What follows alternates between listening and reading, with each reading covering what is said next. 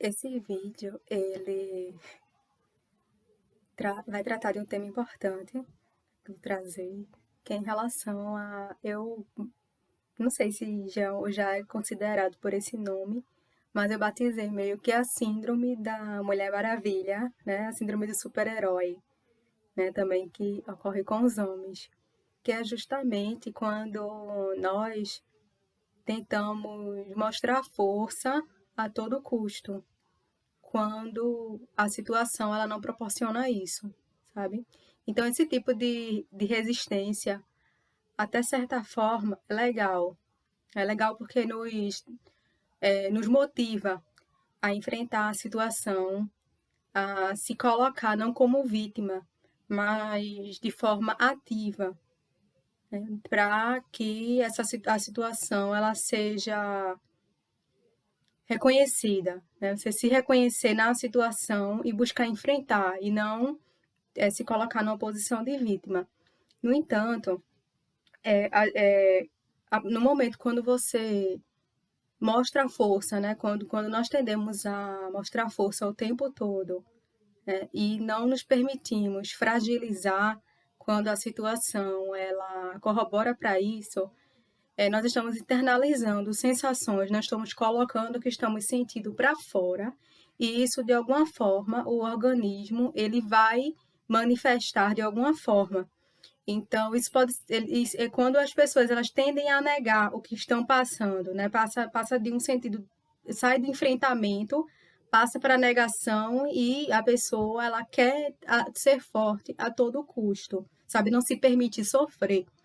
Então, isso traz consequências com algumas pessoas se manifestam como ansiedade, estresse, manchas na pele em decorrência do estresse, né? E até o desenvolvimento de cânceres mesmo pode estar associado a uma vida com altos níveis de estresse, na qual as pessoas elas não externalizam o que estão sentindo. Eu passei por uma situação bem parecida quando eu precisei passar os 25 anos por um tratamento oncológico e eu não queria que nem minha família nem meus amigos se preocupassem comigo. Então, no início da doença, eu tentei pagar de heroína, sabe? Eu queria mostrar força, eu queria ser forte a todo custo.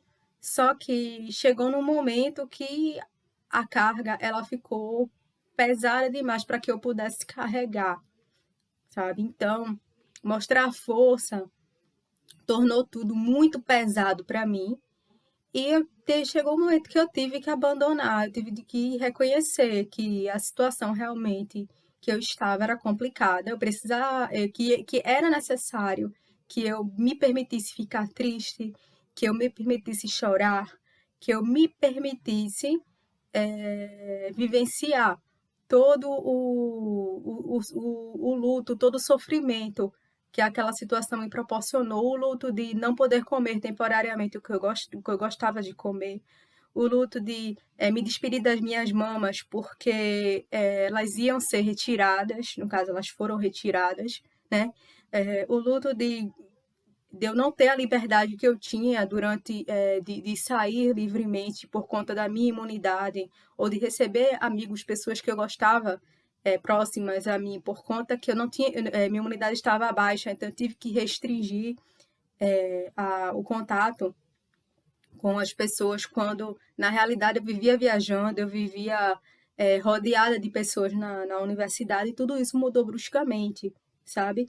E a própria debilitação, né? Traz mudanças para a vida, onde você se vê impotente de realizar até tarefas básicas, tipo as sensações, os efeitos colaterais, né? As sensações provocadas pela quimioterapia, muitas vezes me impedia até de tomar banho sem sentir o mal-estar no chuveiro, sem sentir a sensação de que ia desmaiar, sabe? Então, eu vivia muito eu sentia muita náusea, vivia nauseada.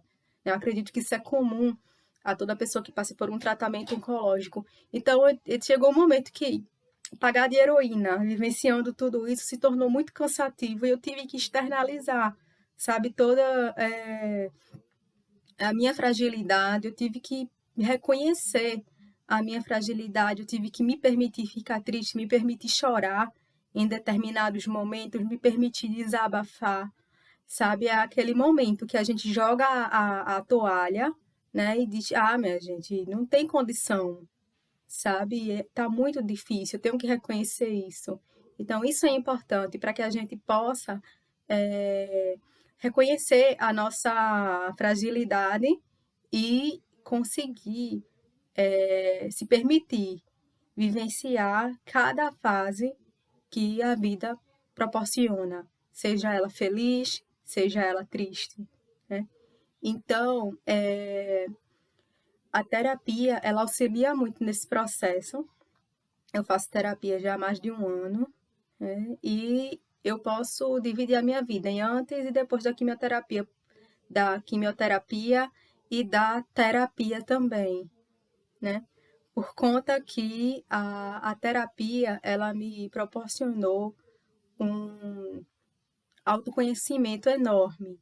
Então, muitas pessoas, elas possuem resistência à terapia justamente porque o processo, ele nos obriga a mexer em áreas na nossa vida, né? Mexer em traumas que a gente não quer mexer, abrir portas que a gente não quer abrir, sabe? A vasculhar aquele porão interior que a gente já colocou um monte de coisa entulhada lá dentro e a gente não quer mexer, simplesmente a gente quer manter aquela porta trancada e viver como se aquele porão lá com várias coisas entulhadas, que esse porão interior ele não existisse, né?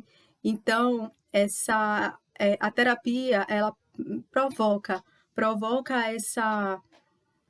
essa compreensão, né, de traumas, de situações vivenciadas, para que essas situações elas possam ser ressignificadas e a gente possa aprender a se perdoar, a se compreender, a se conhecer, né? E é um processo muito doloroso, sabe? Tinha sessões, né? Na verdade, ainda tem sessões, porque eu continuo em terapia. Eu acredito que todo mundo deveria fazer, acho válida, acho um processo extremamente necessário para todos. E tem sessões que eu realmente assim, termino exausta, assim, termino assim, tipo, querendo chorar, né? Eu choro depois, eu choro durante, né? Sessões que eu termino, às vezes, revoltada com certas atitudes que tomei, sessões que às vezes eu termino muito pensativa, sessões que eu termino um pouco deprimida e eu vou atrás de um docinho, sabe, para me recompensar, né, depois daquela de ser exposta a todo o processo, porque realmente mexer no interior é algo muito trabalhoso, é trabalhoso e doloroso, mas os benefícios eles são enormes, né? O autoconhecimento, a ressignificação, ela traz segurança, reduz o nível de ansiedade, você aprende a se conhecer e a reorganizar é, áreas da sua vida, aprende a se relacionar melhor com as pessoas, a conhecer as suas qualidades, os seus defeitos, as suas fragilidades, né? Então, por mais que isso seja claro, né? Você diz, meu defeito é esse, minha fragilidade é essa, mas tem coisas que só com terapia a gente consegue ir lá no nosso interior e reconhecer, sabe? Realmente acessar essas fragilidades e tratar esses traumas, para que a gente venha a atuar como pessoas ativas para capazes de não repetir um padrão, sabe? Porque muitas vezes a gente acaba inconscientemente repetindo padrões na nossa vida. Por exemplo, se você cresceu numa família que seus pais eles brigam bastante, o seu pai tem um perfil, então já é comprovado cientificamente que por mais que você ache ruim a situação, você acaba se relacionando com uma pessoa parecida, sabe? Vivenciando os mesmos problemas, repetindo o ciclo, sabe?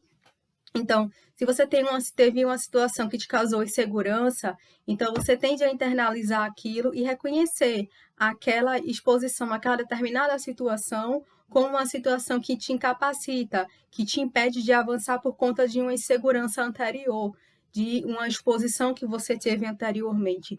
Então, a terapia, ela permite a gente acessar essas áreas, esses traumas, para que a gente venha a quebrar a repetição de padrão e permitir que o ciclo ele não se repita, ou seja, a pessoa ela tende a adquirir uma melhor qualidade de vida. Então, isso aconteceu comigo, né? Eu melhorei muito a minha qualidade de vida, né? Então, só que existem algumas pessoas assim que têm dificuldade, que realmente assim não conseguem, não curtem, né? Essa questão de você conversar com um psicólogo, ou conversar com um profissional, com alguma pessoa, ou ainda não encontrou um profissional com que você se identifique. Então, os livros de autoajuda, né, também são uma forma, né, de autoanálise que trazem também muitas. Eu gosto muito também, leio bastante livros assim, então, tem alguns livros como esse Observações sobre um Planeta Nervoso, de Martin Haig, né? Tem esse aqui também, que é da Aida Ellis, que é Além do Câncer de Mama, que é um livro onde ela conta a experiência dela. Don Schmeider, Curando as Feridas do Passado. Tem um bem famoso também, que as pessoas estão comprando e estão lendo bastante, que é Mulheres que Correm com os Lobos, da Clarissa Ester. Então,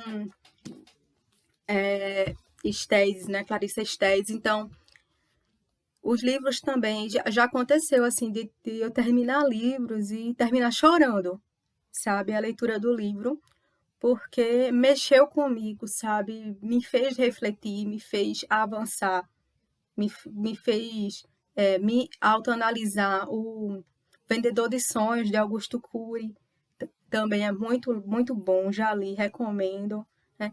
E outra forma de terapia também muito legal é a meditação, né? Então tem vários vídeos no YouTube que fazem meditação guiada para reduzir a ansiedade, para aumentar a produtividade, para reduzir insegurança, né? Se você é aquela pessoa que começa a ler livros de autoajuda e cochila, mas quer ter a experiência, também tem muitos audiobooks, aplicativos de audiobooks na Play Store. Tem também muitos livros, A Coragem de Ser Imperfeito, também é um livro muito bom, e tem um audiobook dele no YouTube, então você pode colocar o fonezinho lá e ficar escutando o audiobook. A meditação também guiada, também é uma técnica muito boa, né? Uma forma que você pode reduzir a ansiedade.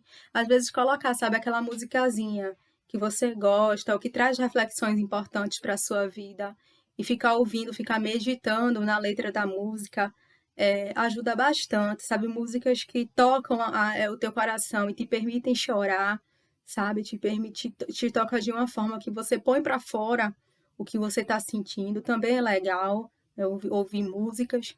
E também tem a oração. A oração ela pode ser considerada assim, equivalente à terapia, né, porque, de certa forma, você vai estar lá externalizando tudo que você está sentindo, o que está te incomodando, contando realmente aquilo que está te afligindo, né? Então, os benefícios da oração, eles são inúmeros, assim, você conversar com seu Deus e contar todas os seus questionamentos, as suas... E Deus, ele está disponível, sempre disponível para nos ouvir, e muitas vezes eu jogo a toalha mesmo até para Deus, sabe? Porque a gente precisa ser sincero, sabe, conosco, a gente precisa ser sincero com Deus, sabe? Ninguém aguenta ser forte o tempo todo. Tem hora que eu chego, Deus, eu não tô aguentando isso não, né? Poxa, tá difícil, né? Então é importante a gente reconhecer, né? Se reconhecer enquanto ser frágil, se reconhecer enquanto ser imperfeito, se permitir sofrer, se permitir chorar, porque a vida é isso, a vida é feita de altos e baixos, de alegrias e tristezas, e a gente precisa vivenciar cada situação para que a gente possa aprender a evoluir, né? Para que a gente possa ressignificar tudo que a gente está passando e curtir os momentos de alegria com com o interior limpo, sabe? Curtir os momentos de alegria sem ter um porão, sabe? De coisas entulhadas, de coisas guardadas, de ressentimentos interiores dentro da gente. Então, eu espero, né, ter ajudado. E fica a reflexão, sabe? Você tem se permitido se reconhecer enquanto ser frágil, se reconhecer enquanto ser imperfeito, se reconhecer enquanto ser vulnerável? Porque a partir do momento que você reconhece as suas fragilidades, a sua incapacidade em certas áreas, na execução de certas atividades, ou no processamento de certas informações, ou até incapacidade de lidar com certos sentimentos, então fica mais fácil trabalhar esses problemas para que a gente possa cada dia estar crescendo, estar melhorando e evoluindo enquanto pessoa. Obrigada pela atenção até aqui e tchau, tchau.